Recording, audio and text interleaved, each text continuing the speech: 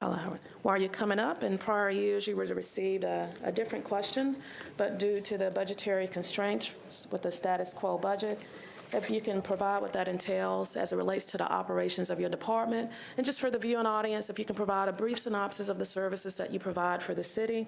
And the floor is yours, Ms. Pellegrini.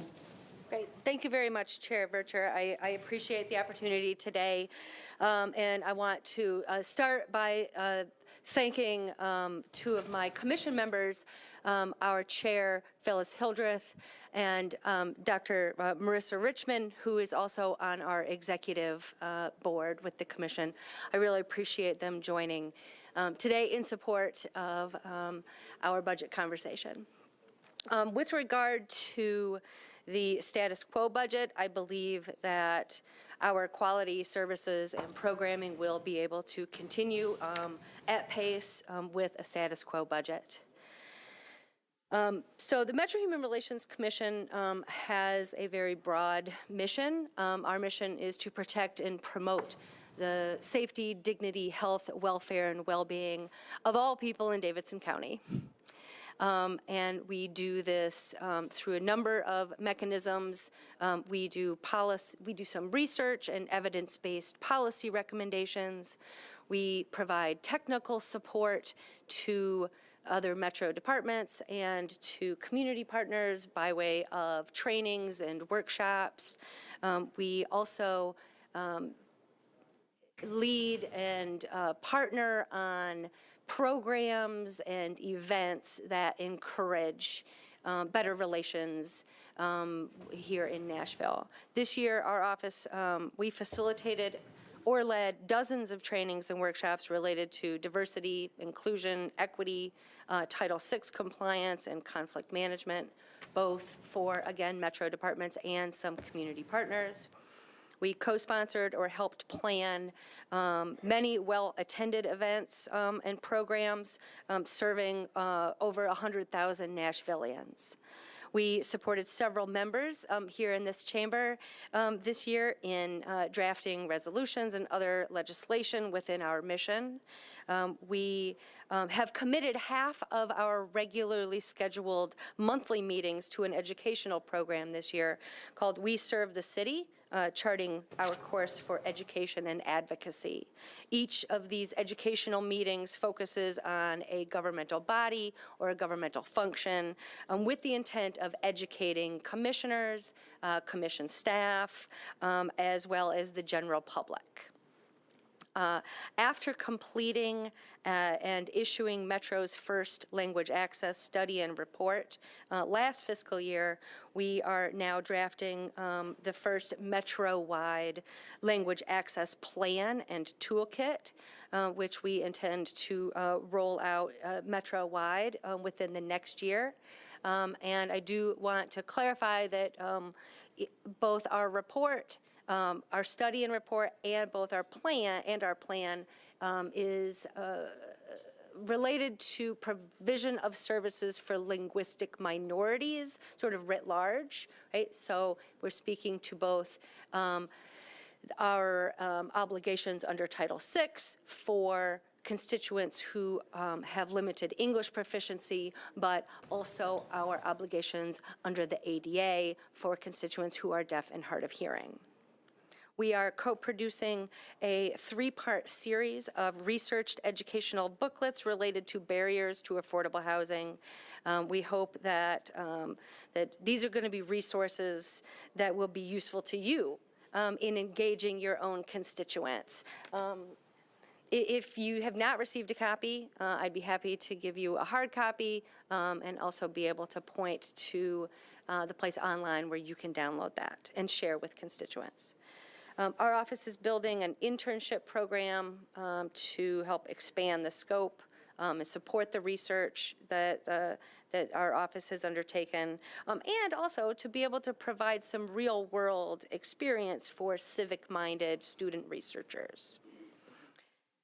This coming year, we're going to continue to provide the technical support, trainings, workshops, including our mobile diversity seminar that we do in collaboration with the Police Academy. We're going to continue to assist with planning and execution for our most successful events. we're going to release a 3-year update to our 2015 Inclusivics report, analyzing the demographics of Metro's workforce. We're working on, with the Mayor's Office and General Services and Human Resources, to update and expand our Title VI and ADA training and compliance program, again, particularly with regard to language access. We are working on launching an online platform with community partners called Nashville Hearts Me, that can help constituents find needed services. It's a citywide effort to provide a nearly evergreen resource guide for direct services. We are beta testing it now with some community partners, including the Center for Nonprofit Management, and we anticipate that hopefully it's going to be a service that again, you all will find useful when you have constituents who are asking for resources and for referrals to direct services. And then finally, along with Adrienne Harris in the Mayor's Office and with 4 grassroots community leaders, I am serving on a team representing Nashville in the All In Cities Anti-Displacement Policy Network. This is an initiative of Policy Link, which is a national research and action institute advancing racial and economic equity. We're excited to be one of the 10 cities that were selected by Policy Link this year to be a part of that initiative. And while I will be serving directly on that team, my office will also be providing some research and administrative support for that initiative. I'd be happy to answer any questions you all might have. Thank you so much. Vice Chair Schulman. Thank you, Madam Chair. That's a pretty amazing list that you just went through. That's pretty remarkable. And I know that you have 4 people in the agency. That's it. 4 including me, yes. 4 including you. Mm-hmm. So just quickly on on 2 things you mentioned. One was access to affordable housing. Mm-hmm. So you've got a book that's available? Mm-hmm. Of course, you carry it around with you at all times? Yes, of course. Okay. Yeah, it's an educational booklet, really intended for a broad audience to there'll be a series of 3. This first one is sort of the basics of affordable housing. Like, what does affordable housing mean? Our goal is to provide constituents with the knowledge and the language to be able to really engage on this issue, but also to really talk to constituents about the fact that 70% of Nashvillians would qualify under affordable or workforce. So it is not a problem or a struggle for a small minority of Nashvillians. And where, if people are looking for that information, I assume they can get it on the website. They can, but yep. Where can they get a copy of that book? We have a limited number of copies. If you are looking for 25 or less, my office can provide that for you. If you are looking to get more than 25, we can help you connect with a printer to get further copies. Madam Chair, I think that's limited budgets. They can only produce so many.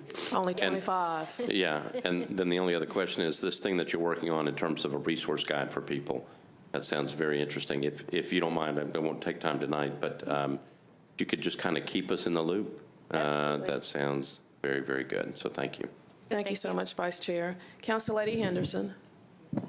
Thank you, Chair Vercher. I appreciated that you said you were working to provide kind of a platform for potential interns, college students to engage with your department and get some good experience and augment the projects that you are doing. Can you explain just briefly how or if you interface with the Human Resources Department? So the training that they're providing and in that training space, are you providing some of that training to staff, or how do you all coordinate that? Yeah, I have, and my office has provided advice and guidance on the training that HR provides. We also are working with them currently on the Title VI report due here in these chambers, and on having our annual Title VI training both expand, but also just be clearer for departments. And we're going to do that by doing both ADA training and Title VI training on the same day, right? So then departments can have a better understanding of, particularly for language access, like where those obligations cross over. And that's all training that's led by my office in collaboration with HR. So you all will interface the most related to Title VI, but additionally, you might advise on their other training? Yes, Okay. that's absolutely right. Thank you. Thank you, Councilor Henderson. Councilman Withers. Thank you, Madam Chair. Just wanted to give a quick plug of appreciation for the Human Relations Commission working in collaboration with the council office on some of the resolutions in particular, and researching and providing accurate information or culturally sensitive and appropriate language for those resolutions. I know for myself, y'all worked with me on the Indigenous Peoples Day resolution as well as on the Transgender Day of Remembrance resolution. And so I appreciate that expertise that y'all bring to bear that maybe not everyone in our council office staff would be able to provide, and you did so in a speedy manner, and just want to thank you for that. There are two things that I did want to, if we can have just a quick moment, and these are budget related, I promise, but if I could ask you to just say maybe a couple of sentences about. One is if you could talk a little bit more about the mobile diversity seminars that y'all provide. It's my understanding that you work quite a bit with community members, and I think probably it would be fair to say that it's a rich educational experience for police cadets and getting to know community members, and probably I'm imagining that is brought about at very, very low cost to Metro. So if you could speak a couple of sentences about that. And then the other one as well is obviously in District 6, the officer-involved shooting of Jacques Clements took place fairly recently, and I know that I was able to meet with yourself as well as a member from the Department of Justice that came out to bring some federal sort of expertise, technical assistance resources to bear to that very sensitive topic, and just wanted to give you an opportunity to speak a little bit about how that came about and what implications that might be for bringing some expertise to bear to Nashville to help us address some of these challenges. Great. Thank you very much. And it was certainly our pleasure to work with you on drafting the resolutions. The Mobile Diversity Seminar is a full-day event. It requires us to orchestrate sometimes upwards of 60 volunteers from the community in 4 different locations around the city. And we spend, once we feed people and produce a resource guide for the cadets, and put together small token thank you gifts for people who have taken time off of work or had to find a sitter to come participate. We are spending about $3,000 for that full event. Some additional costs are borne by the police academy, the MNPD. Yeah, it's like a big orchestration, and I think that it's been really interesting to me to sort of see community members step up. And it's not just a one-way street, right? It's not just a training where police cadets learn about community, but it's also an opportunity for community members to learn to have constructive conversations about the trust deficit that they or their community might be feeling. So having the opportunity to start that conversation, I think we have heard repeatedly from some community members that has a ripple effect, right? That then other community members see, oh, we can potentially have a meaningful and honest conversation about this trust deficit. I hope I answered your questions about that. Great, thank you. Following the officer-involved killing of Mr. Jacques Clemens, I have to say I had the opportunity to be here in Chambers when community came to insist that their concerns be heard. And through that experience and with follow-up conversations with then Vice Mayor Briley and some other council members, my commission put together an ad hoc committee, a due process committee, it was called, to explore what process is due in this particular conflict. And after some research and consultation with some national experts, we asked a conciliation specialist from the Community Relations Service at the Department of Justice come and provide us some technical assistance on how do we as a community best engage around this conflict and be able to have some healing or reach the policy changes that might need to be made. And as a result of that engagement, we did receive a set of recommendations from the conciliation specialist, and the end of this story is frankly not written yet. These are the kinds of conflicts that you don't solve in a single fiscal year, but we have had the opportunity to talk to the mayor and to others on his staff, and it is an ongoing conversation on how do we use some of the recommendations that we received from the conciliation specialist to engage here in Nashville. I will say, as to the resources that are necessary, I believe that the Community Relations Service of the Department of Justice has seen a significant decline in its own budget. So I am not entirely sure that the resources that were available to us last year from the DOJ are still available now. Thank you. Thank you, Councilman Withers. Thank you so much for the service that you provide for the city. As you're stepping down, we will hear from the next department, the Planning Commission. And I want to thank you so much for your patience back there. I believe you've been waiting for a little over 2 hours now, so I do apologize. We are running a little behind.